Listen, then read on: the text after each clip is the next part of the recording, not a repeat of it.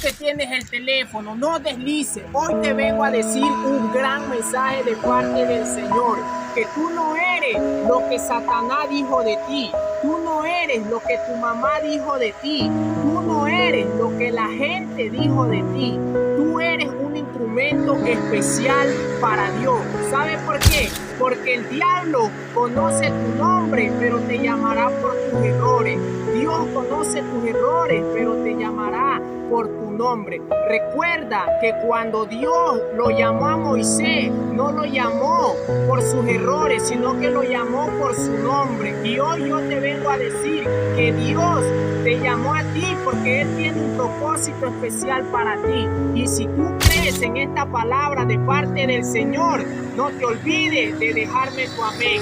Dios te bendiga y te guarde y te acompañe. Ahí te la dejo. Hasta la próxima.